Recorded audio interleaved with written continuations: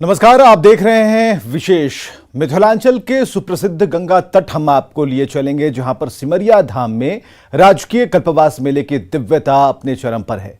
मां गंगा के तट पर उमड़े कल्पवासी गंगा ही नहीं बल्कि धर्म और आध्यात्म की कथा भी लगातार वहां पर गोते लगा रहे हैं। 9 अक्टूबर से 18 नवंबर तक यानी कि पूरे कार्तिक मास में चलने वाले कल्पवास मेले में बिहारी नहीं बल्कि कई राज्यों और नेपाल के श्रद्धालु 1 महीने तक गंगा तट पर पर्णकुटी बनाकर रहते हैं। क्या है कल्पवास और क्यों है ये खास? विशेष में आज इन्हीं सवालों का जवाब ढूंढते हैं।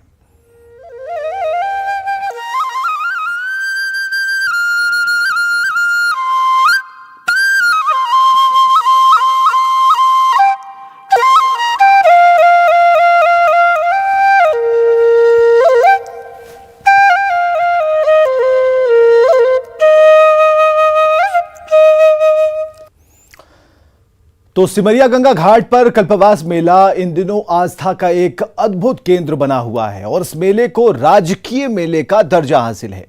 आदिकाल से इस स्थान पर कल्पवास की महान परंपरा चली आ रही है और मान्यताएं हैं कि यहां 1 महीने तक कल्पवास करने से शरीर, मन, बुद्धि और चित्त को निर्मलता मिलती है। यह कल्पवास मोक्षदायी भी बताया गया है। आइए इस खास रिपोर्ट के जरिए कल्पवास की महत्ता को समझते हैं।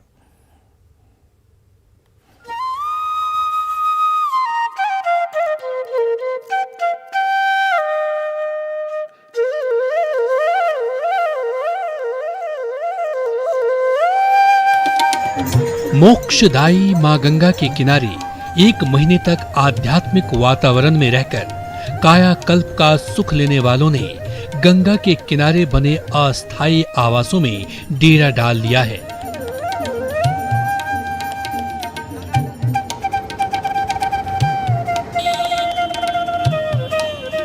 अंठावन एकड़ के इस आवासीय परिसर में कल्पवास मेले की अद्भुत दिव्यता बिखर रही है।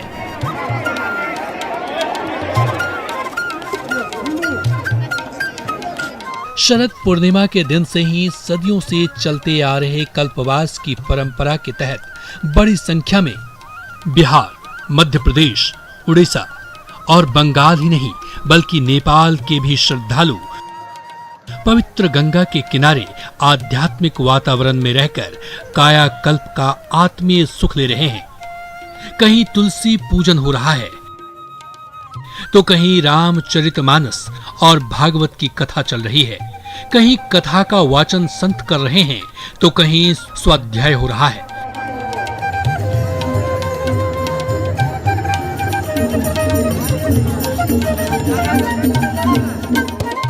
बीते 9 अक्टूबर से इस पुण्य भूमि में श्रद्धालुओं की दिनचर्या कुछ ऐसी ही है। सांसारिक सुख सुविधा का त्याग, इंद्रियों के प्रबल दबाव पर नियंत्रण, आत्मा में बैठे परमात्मा से जमीन पर सोना, एक वक्त का भोजन या फलाहार और आत्मा में बैठे परमात्मा से मौन साक्षात्कार, यही कल्पवास का मूल है। दुनिया भर में सनातन संस्कृति के ध्वजवाहक भारत में कायाकल्प के लिए कल्पवास की परंपरा आदिकाल से चली आ रही है। कायिक, वाचिक, मानसिक, सांसर्गिक सब प्रकार के पाप ताप का दूर होना और राष्ट्र हित के लिए, जनहित के लिए, समाज हित के लिए, संस्कृति हित के लिए, धर्म हित के लिए, मनुष्य के जीवन की सार्थकता को समझते हुए इसके लिए अग्रसर होना, यह सब सीख तो गंगा मैया ही देती हैं। यह पावन भूमि और इस प्रकार के कल्पवास का जो प्रारूप चलता है यह अनादिकाल से चला आ रहा है और भारत एक धर्म प्रधान देश है। यहाँ जगह जगह इस प्रकार से अनादिकाल से आयोजन होते आ रहे हैं। जिस क्षेत्र के पुण्यात्मा वृंद अधिक जितने जागृत होते हैं उस क्षेत्र में लोग इससे लाभान्वित होते हैं। मिथिला विदेह नगरी कही जाती रही है और आदि कुंभस्थली सिमरिया धाम मतलब मिथिला, मगध और अंग का यह त्रिवेणी बनाने वाला संगम स्थली है। सिमरिया 3 मिलन स्थली है। गंगा के उत्तर में मिथिला, दक्षिण में मगध और पूर्व छोर पर अंग इसे त्रिवेणी बनाती है। उत्तरायणी और पश्चिम वाहिनी गंगा यहाँ मिलकर पूर्व वाहिनी हो जाती है। इसलिए सिमरिया देव कर्म और पितृकर्म के लिए श्रेष्ठ माना जाता है। यहाँ केवल एक बार स्नान करने से पाप और ताप से लोग मुक्त हो जाते हैं। ऐसे में यहाँ कल्पवास का तप सहने वालों का उदय कौन रोक सकता है। यूं तो सिमरिया अपने आप में एक खास महत्व रखता है और जैसा कि पौराणिक शास्त्रों में भी सिमरिया का वर्णन है। ये खासकर कल्पवास मेले के लिए इसकी विशेष प्रधानता है। और हम आपको बता दें कि पिछले 2017 में भी यहाँ अर्ध कुंभ का आयोजन हुआ था और फिर अगले 2023 में भी अर्ध कुंभ का आयोजन होने जा रहा है। यहाँ कुंभ के मेले भी लग चुके हैं। अभी हम आपको यहाँ की भौगोलिक स्थिति दिखा रहे हैं। ये जो है ये राजेंद्र पुल स्टेशन के नाम से प्रसिद्ध है और यही सिमरिया का ये स्टेशन है जहाँ जो है श्रद्धालु उतरते हैं और फिर गंगा स्नान या कल्पवास मेले को जाते हैं। तो आप देख सकते हैं राजेंद्र पुल स्टेशन से उतरकर, और ये NH 31 का ये मार्ग है जो अंग प्रदेश, मगध और मिथिलांचल तीनों को जोड़ती है। और यही वो रास्ता है जो सिमरिया आदि कुंभ स्थली की ओर जाता है। और यहाँ जो है बड़ी संख्या में श्रद्धालु खासकर कार्तिक मास में पहुँचते हैं। यहाँ अपना एक इसका खास महत्व है जो कार्तिक मास में 1 महीने तक श्रद्धालु यहाँ बड़ी संख्या में श्रद्धालु पहुँचते हैं। अनुमानित जो है तकरीबन लाख की संख्या रहती है कार्तिक मास में, जो यहाँ पूरे माह नीचे बिछावन लगाकर सोते हैं, ज़मीन पर सोते हैं और पूरे भक्ति भाव में पूरे मास तक लीन रहते हैं। यहाँ का जो है आध्यात्मिक महत्व भी बताया गया है। कल्पवास की परिकल्पना अपने आप में बेहद रोजमर्रा के जीवन चक्र से बाहर निकलकर जैसे आप छुट्टियां बिताने कहीं जाते हैं, वैसे ही ये श्रद्धालु जन्म और मरण के चक्र को तोड़ने के लिए महीने भर के प्रवास पर हैं। कल्पवासियों की दिनचर्या बेहद सरल और आध्यात्म से ओतप्रोत रहती है। नित्य कर्म से निवृत्त होने के बाद वो गंगा स्नान करते हैं। फिर पूजा पाठ के बाद भगवत कथा के रस में डूबने लगते हैं। दोपहर में भोग और शाम की कथा संध्या आरती के साथ समाप्त होती है। सुख सुविधा और मोह माया के त्याग की साधना जीवन का परम उत्कर्ष है। कल्पवास की ये अद्भुत परंपरा मन की आंखों से भीतर बैठे परमात्मा को एकांत में रहकर झांकने का अवसर देता है। खुद से खुद की बात होती है। पूरा जीवन हम दूसरों को जानने और समझने में बिता देते हैं। ऐसे में ये कल्पवास खुद को जानने का भी सुनहरा अवसर देता है। यही वजह है कि आध्यात्मिक रूप से जागृत लाखों लोग, तमाम साधु संत किसी भी परिस्थिति को झेलते हुए यहाँ जुटते हैं और अपने कल्याण का मार्ग मजबूत करते हैं। अभी हम खड़े हैं सिमरिया के प्रमुख जो गंगा घाट है, आपको हम दिखा रहे हैं। चूँकि यहीं उत्तर और दक्षिण तथा पश्चिम से आने वाली जो हैं जलधाराएं, गंगा की जो जलधाराएं हैं यहीं पर मिलती हैं, इसलिए इसको त्रिवेणी संगम घाट भी कहा गया है।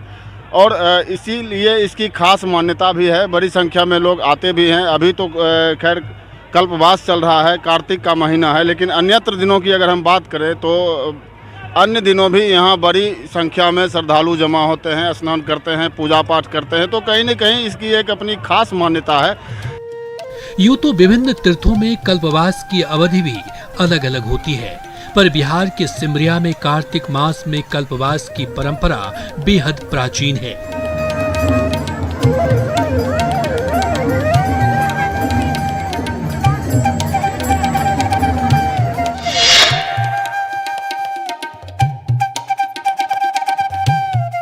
कहते हैं कि जब भगवान श्री राम माता सीता से विवाह कर मिथिला से अयोध्या जा रहे थे, तब इसी सिमरिया में गंगा घाट के किनारे रात में पूर्ण कुटी यानी पत्तों की छायादार कुटिया बनाकर रात्रि विश्राम किया था। तभी से यहाँ कल्पवास किया जाता है।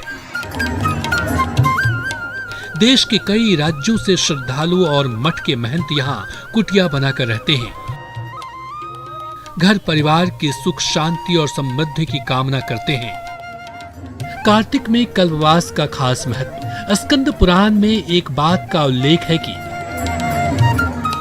कार्तिक के समान कोई मास नहीं, सतयुग के समान कोई युग नहीं, वेद के समान कोई शास्त्र नहीं और गंगा जी के समान कोई तीर्थ नहीं है।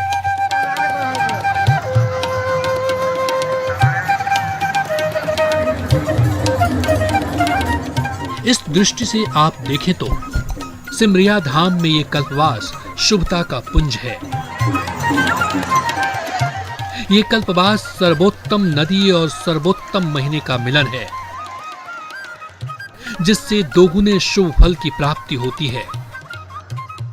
कार्तिक का महीना स्वास्थ्य की दृष्टि से भी बहुत अहम है। इस महीने में आयुर्वेद के प्रणेता भगवान धन्वंतरी की जयंती आती है। ऋतु परिवर्तन के नजरिए से कार्तिक का महीना समशीतोष्ण होता है। भारतीय परंपरा में यह महीना सर्वोत्तम बताया गया है। अर्जुन को गीता का ज्ञान देते वक्त भगवान श्री कृष्ण ने खुद को महीनों में कार्तिक बताया था। आप गौर करें तो इसी पावन महीने में व्रत और त्योहारों की संख्या भी अधिक होती है। करवा चौथ से लेकर कार्तिक पूर्णिमा तक शायद ही कोई दिन हो जिस दिन का विशेष महत्व न हो। जब बारिश के बाद शरद ऋतु आती है और मौसम धीरे धीरे सर्द होने लगता है, तब ऋतु परिवर्तन के इस माहौल में खुद को निरोग और फिट रखने का वैज्ञानिक उद्देश्य भी कल्पवास के रूप में समाहित है।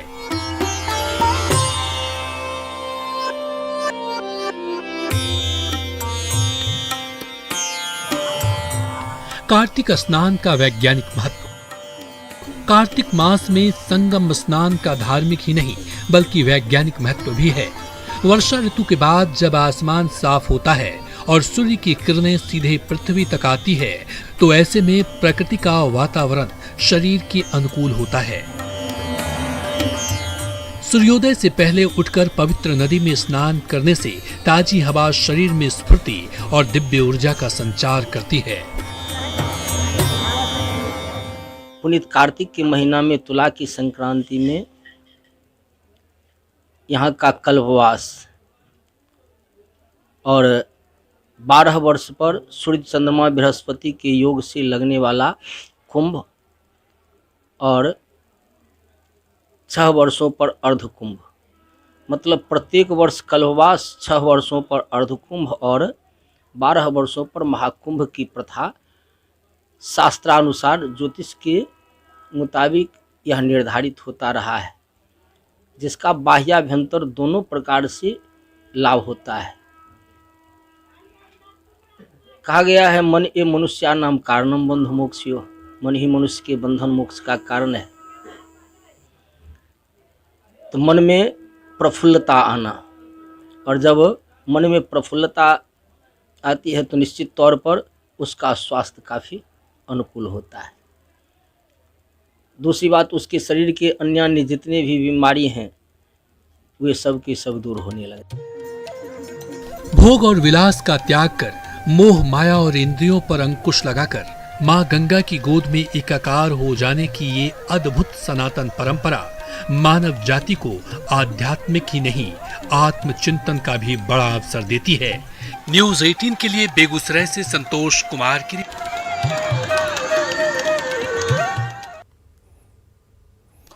तो सनातन परंपरा में कल्पवास का प्रावधान कब से हुआ, ये सटीक तौर पर कह पाना किसी के लिए भी मुश्किल है। लेकिन हर साल कार्तिक में गंगा किनारे जुटे भक्तों की भीड़ बताती है कि सदियों पुरानी यह परंपरा अब भी यथावत है। और यही सिमरिया कल्पवास मेले की दिव्यता है। ये मेला, ये कल्पवास कार्तिक महीने के साथ ही मां गंगा की महत्ता को केंद्र में लाकर रख देता है।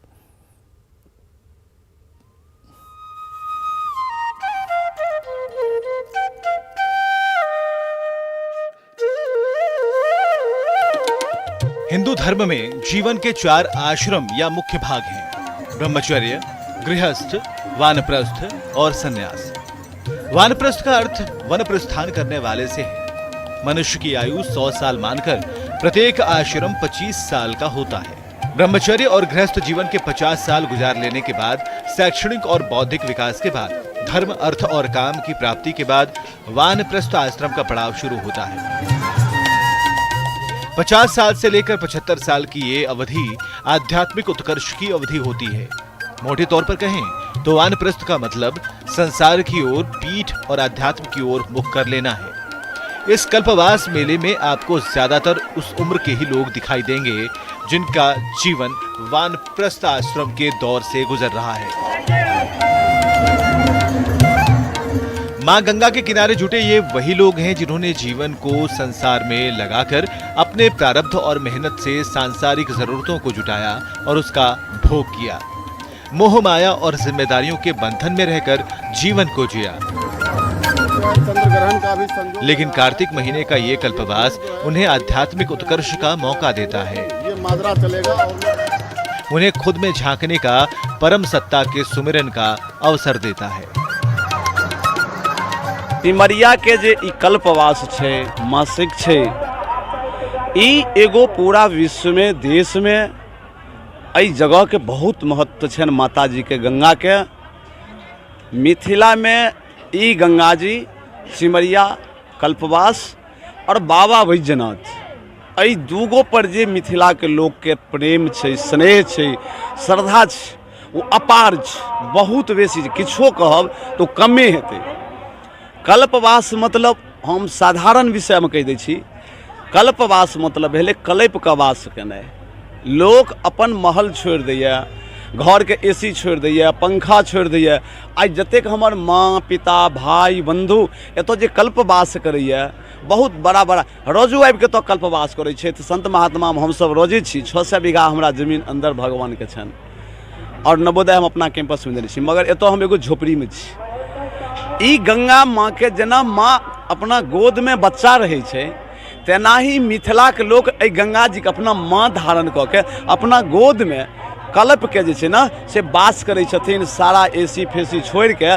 और से आइ से नहीं, ई हमर पुराना ऐतिहासिक ई विषय है। और एखनो जे श्रद्धा छै, अहाँ हर खोपड़ी में जाके देखियो, केओ तो पक्का के मकान नहीं बनबै छथि, केओ एसी नहीं लगबै छथि, केओ पंखा नहीं लगबै छथि। हमसब ये एगो चादर पहिर के, धोती पहिर के जे छै से तऽ वास करै छी और नीचा में बैसै छी, उठै छी, बॉल लगबै छी।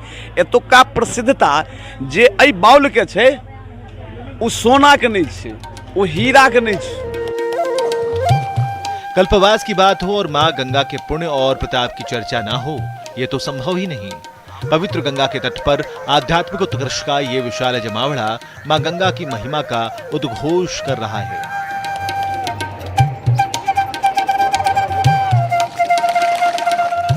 गंगा और उसके लोगों के बीच एक कालातीत संबंध सदियों से चला आ रहा है।